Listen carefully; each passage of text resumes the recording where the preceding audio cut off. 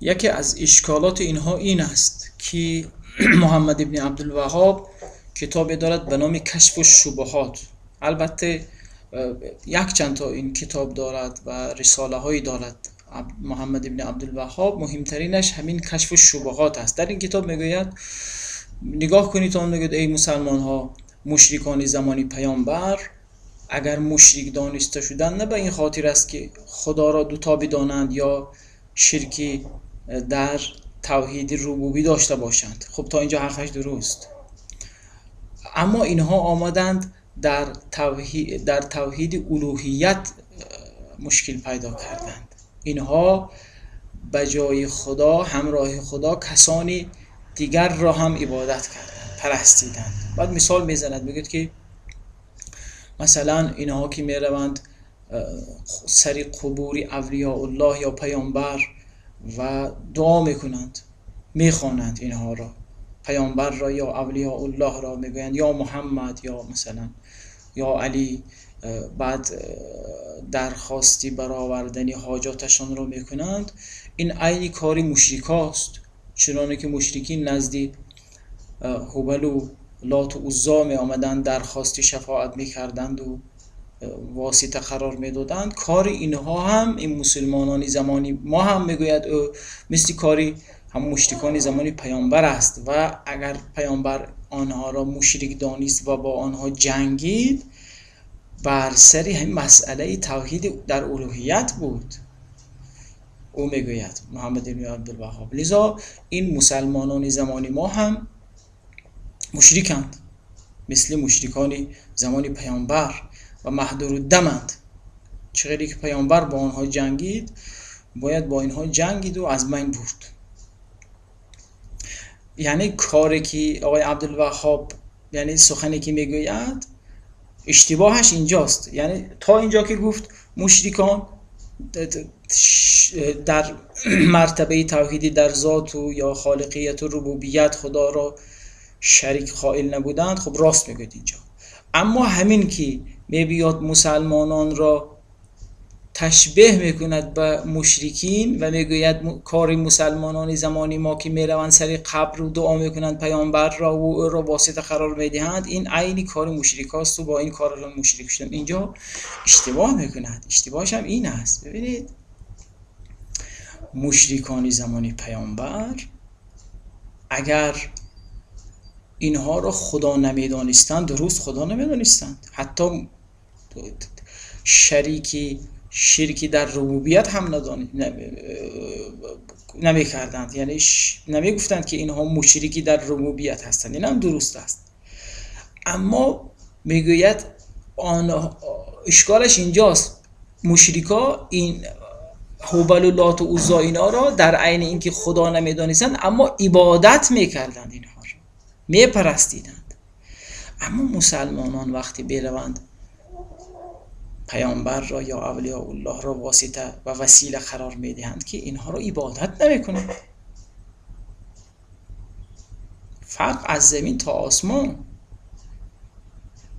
دلیل این هم که مشرکان بوتان را عبادت میکردند این آیت است که وقتی از آنها گفتند خب شما چرا میبیایید این بوتان را میپرستید، میگفتند خب ما که اینا رو خدا نمیدانستیم، فقط به این خاطر که شفیع ما باشند، به همین خاطر ما عبادت میکنیم اینها رو. ببینید عبادت میکردن اینها رو. ما نعبدهم الا لیقربونا الی الله زلفا میگفتند، ما اینها را عبادت نمیکنیم مگر، خب عبادت میکنیم به این خاطر که اینها ما را به خدا نزدیک کنند یا واسطه های ما باشند پیش خدا. لیقربونا الی الله زلفا به معنی که اینها ما را به خدا نزدیک میکنند، تا ما را به خدا نزدیک کنند. ما میپرستیم اینها را فقط به این خاطر، خدا نمیدانیم، اما اینها شفیعان ما روز قیامت است. اما مسلمانان آیا وقتی حالا پیامبر را واسطه قرار میدهند یا اولیاء الله را، اونها را عبادت میکنند؟ اشتباه نباید کرد اینجا. هیچ مسلمان وقتی رفت زیارت قبر پیامبر یا اولیاء الله و آنها را دعا کرد و واسطه قرار داد که آنها را عبادت نمی کند. ما در روایات داریم که زمانی پیامبر اگر کسی مشکل براش پیدا میشد می آمد از پیامبر و پیامبر را واسطه قرار میداد. اصلا پیامبر به او دستور میدادند که تو از من بخواه. من روایتی بخوانم. این روایت در مسند احمد نقل شده است. روایت صحیح هم هست. هیچ کس در سندش و ایناش اشکال پیدا نکرده است. حتی این البانی که خیلی نزد سلفی ها معتبر است در مورد این روایت میگه روایت درست است. در این روایت میگوید حدثنا عثمان بن عمر اخبرنا شعبة عن ابي جعفر قال سمعت عن عمارة بن خزیمة يحدث عن عثمان بن حنیف. حالا میگه عثمان بن عمر خبر داد از شعبه از ابی جعفر و اونم از کسی به نام عمارة بن خزیمه شنید و او هم از صحابی جلیل حضرت عثمان بن حنیف نقل میکند. عثمان بن حنیف میگوید ان رجلا ضریر البصر اتى النبي صلی الله علیه و سلم فقال ادعو الله ان یعافینی. میگوید یک مرد بود، کور بود، نابینا بود، آمد پیش پیامبر و گفت که پیامبر من دعا کن که خدایت را دعا کن که به من عافیت ببخشد. قال ان شئت دعوت لك و ان شئت اخرت ذلك. پیامبرم به او گفتند که خب اگر خواهی حاضر دعا میکنم، نه اگر خواهی یک کمی دیرتر گذاریم این کار را، بعداً مثلا دعا کنم. فهو خیرون. پیامبر گفتن که اگر یک کمی تأخیر بیاندازیم این کار را برای تو بهتر است. گفت فقال ادعوه. نه، گفت همین الان دعا کن که من درست شوم. فامره ان یتوضأ فیحسن وضوءه فیصلی رکعتین. پیامبر گفتن که خب خیلی خوب، حالا که حاضر میخواهی من دعا میکنم برات. اول تو رو یک وضو بگیر، خوبم وضو بگیر و 2 رکعت نماز بخوان و این دعا را بخوان و یدعو بهذا الدعا اللهم انی اسألك و اتوجه الیک بنبیک محمد نبی الرحمه یا محمد انی توجهت بك الى ربی فی حاجتی هذه فتقضی لی اللهم شفعه فی.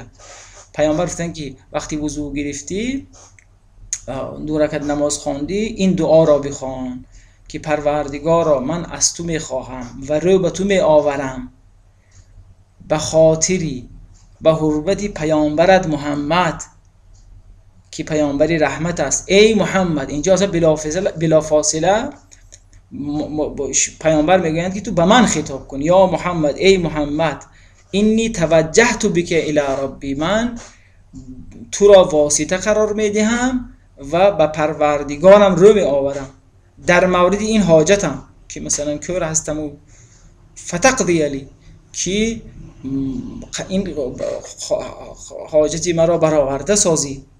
بعد اللهم شفعه فی، خدایا محمد را برای من شفیع قرار بده. خب این وسیله است، اگر این غیر از واسطه است. حدیث هم حدیثی روایتی صحیح است. خب مگر این عبادت کرد پیامبر را؟ توجه هستید؟ واسطه قرار داد پیامبر را. حتی بعد از پیامبر هم ما عرضم حضور شما روایاتی داریم که در زمانی عرضم حضور شما خلیفه دوم حضرت عمر یک قحطی پیش آمد و مردم آمدن پیشی عموی پیامبر. بعد از او خواستند که دعا کند و یعنی او رو واسطه قرار دادن، به او متوسل شدن که دستی ما به دامن تو دعا کن که باران بیاد و این قحطی از بین ما رود و او همچنین کاری رو کرد و در صحیح بخاری این روایت هست به این صورت که کان اذا قحطوا استسقى بالعباس بن عبد المطلب، هر وقت قحطی پیش می آمد آنها به وسیله عباس ابن عبدالمطلب که عموی پیامبر باشد او را واسطه قرار میدادند و طلبی باران میکردند. فقال اللهم انا كنا نتوسل الیک بنبیک فتسقینا و انا نتوسل الیک بعم نبینا. دعا میکردند که خدا ما عموی پیامبر را زمانی که پیامبر بود او را واسطه قرار میدادیم و تو باران رحمتت را به ما فرو میفرستادی و امروز ما به عموی پیامبرت متوسل میشویم که باران بفرست. و آنها متوسل میشدند و حضرت عباس هم می آمد واسطه دعا میکرد و باران می آمد. وقتی همچنین روایات خوانده میشود اشکال میگیرند که خب میگویند که خب این که زنده بود و از زنده را میتوان وسیله خرد اما مرده را نه. ببینید اگر کسی معتقد باشد اشتباه نباید صورت. اگر کسی معتقد است که ما کسی را اگر وسیله قرار بدهیم این عبادتی غیر خداست، دیگه فرقی ندارد بین مرده و زنده. یعنی اگر واسطه قرار دادن شرک است، خب چی واسطه مرده باشد چه زنده، خب شرک است که ماهیت شرکی با مرده و زنده که دیگرگون نمیشود. متوجه هستید؟ نمیتوان گفت که خب چون روایت داریم، خب روایت داریم، اگر روایت داریم به این معناست که پس این وسیله، این گونه وسیله، این نوع وسیله غیر از آن چیزی است که مشرکان میکردند. مشرکان عبادت میکردند بوتان را، اینا که عبادت نمیکردند که. متوجه هستید؟ همچنین ما روایاتی داریم که بعد از پیامبر بعضی از مسلمانان صدر اسلام به قبر پیامبر می آمدند، متوسل می شدند. یکی از اونها این روایت هست از عرضم به حضورتان در فکر میکنم در کتاب مصنف ابوشیبه این روایت نقل شده است از مالکی دار. حدثنا ابو معاویه عن الاعمش عن ابی صالح عن مالکی دار قال و کان خازن عمر. حالا بعد از سندش میگوید مالکی دار چنین روایت کرده است. این مالکی دار کان خازن عمر، دربانی حضرت عمر بود. این علی الطعام غذا آماده میکرد و اینا. قال اون مالکی دار میگوید اصاب الناس قحط فی زمن عمر، در زمان عمر یا وقتی آمد و مردم را قحطی فرا گرفت. فجاء رجل الى قبر النبی صلی الله علیه و سلم، یک مرد تشرف پیدا کرد به قبر پیامبر. فقال یا رسول الله استسقی لامتک، و گفت که ای پیامبر خدا برای امتت طلبی باران کن. فانهم قد هلكوا، اینها دیگه دارن هلاک میشن از بی‌آبی و قحطی. فاتى الرجل فی المنام، وقت این مرد خوابید و در خوابش پیامبر آمدند. فقیل له، و به او گفته شد که ایت عمر فقرأه السلام، و نزد عمر بیا به او سلام ما را برسان. و اخبره انکم مسقیون، و به او خبر بده که حتما باران خواهد نازل شد. و همچنین هم شد. ببینید اگر این کار علیاذ بالله شرک است و فلان، خب ما این که صراحت دارد این روایت. در سند این روایت کسی اشکال نگرفته است. حتی جناب البانی هم نمیگه این روایتی ضعیف است، میگه این مالکی دار میگه درباره اش هیچ جرح و تعدیلی صورت نگرفته، مجهول است. متوجه هستید؟ لذا ما نمیتونیم اعتماد کنیم. خب این که نشد. تمام علمای امت تا زمانی عبدالوهاب خب متوسل میشدن به پیامبر.